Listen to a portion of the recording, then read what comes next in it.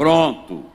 Desde Gênesis, nós compreendemos que o Espírito Santo começou a agir. Começou a agir na casa chamada Universo. E essa casa chamada Universo, quando você lê Gênesis 2, capítulo 1, está escrito: e havia trevas sobre a face do abismo. Mas o verso 2 diz: e o Espírito de Deus se movia sobre a face das águas. Isso aqui é muito interessante, queridos, porque quando vocês olham para esta passagem bíblica, a primeira casa que existe é a casa chamada Universo. E essa casa chamada Universo, Deus, pelo seu Espírito, coloca ela em ordem. Quando a Bíblia diz que o Espírito se movia, a expressão original é adejava, dava a energia dele, maciava, acalmava e recriava. É isso que a Bíblia ela está dizendo sobre a casa chamada Universo. Queridos irmãos e irmãs, quando lemos Jeremias, capítulo 4, 23, ele diz: eu observei a terra, e ela estava assolada e vazia. Assolada e vazia. E nos céus não havia luz. Ele falando do estado caótico do universo. Quem também vai falar desse estado caótico é Jeremias e Isaías. Ou seja, estava caótico. Porém, quando nós lemos o Salmo de número 103, ou 104, verso 30, está escrito assim na Bíblia, está escrito na Bíblia: tu mandas o teu Espírito e os recria. Veja que o Espírito Santo entra na terra, na casa que não estava construída, e ele começa a reconstruir aquela casa. É tão interessante, querida igreja, que na parte B do versículo diz: as tuas mãos fizeram a serpente enroscada. Quando você encontra uma cobra coral, que ela é venenosa, mas você encontra ela e por causa do pecado o mal entrou, mas aquela cobra com todo o detalhe, foi Deus pelo Espírito Santo que criou esta natureza. Veja que Deus manda o Espírito Santo começar a casa chamada Universo. E quando eu falo do Espírito Santo na casa, eu quero dizer que só quem pode dar equilíbrio em uma casa é o Espírito Santo de Deus. Quem glorifica a Deus?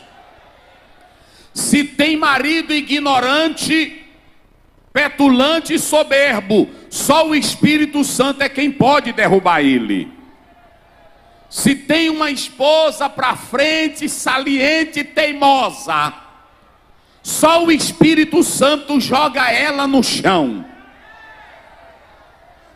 Carnalidade e brutalidade não transforma mulher. É por isso que lá em 2 Reis, capítulo 9, Jeú teve que mandar matar Jezabel, porque Jezabel não valia nada. E mulher ruim, só quem transforma ela é o Espírito Santo de Deus. O Espírito Santo entra na casa, pega marido ruim, pega menino ruim, pega mulher ruim, e quando ele entra na casa bagunçada, chafurdada, cheia de demônio, Jesus manda todos ir embora, e aí coloca o Espírito Santo na casa, e ela gera equilíbrio. Equilíbrio na casa. Casa que tem o Espírito Santo tem amor. Casa que tem o Espírito Santo tem ordem. Casa que tem o Espírito Santo tem poder de Deus. E aqui a temática é o legado do Espírito Santo em nossa história. Escutem, eu vi a tia Jô estando lá na nossa igreja. Ela disse: eu estava nos Estados Unidos e me convidaram para ir pregar numa igreja americana, e eu fui, e tinha um tradutor, e ela disse que lá não tinha jovens na igreja, só tinha adultos.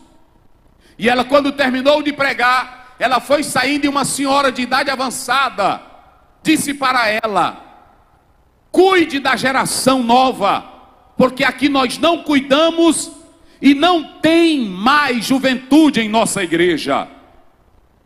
Nós estamos falando do poder de Deus. Eu estava agora em uma cidade em Londres, e uma cidade pequena, 70 templos fechados. 70 templos fechados. E pasmem os senhores, lá a igreja, quem sustenta é o governo. E o salário do pastor quem dá é o governo. Mas ninguém mais quer ser pastor lá. E o que está acontecendo? Se você for a Los Angeles, você vai ver que em 1906 o avivamento de Azusa foi bom. Mas os Estados Unidos, a não ser com igrejas de imigrantes, as grandes igrejas, elas estão perdendo o fervor de Deus. E os maiores pregadores e escritores americanos, eles estão tomando uma linha liberal e fria. A minha pergunta, e essa temática tão linda que foi criada aqui, olhem para cá, só o culto na igreja, só o poder na igreja não vai sustentar a geração pentecostal. Deus, quando chamou Israel, no capítulo 6 de Deuteronômio, versos 6 e 7, Ele diz: tu fala estas palavras aos teus filhos, andando pelo caminho, deitando-te e levantando. Pega teu filho dentro de casa, enche ele de Bíblia, de manhã, de tarde, de noite.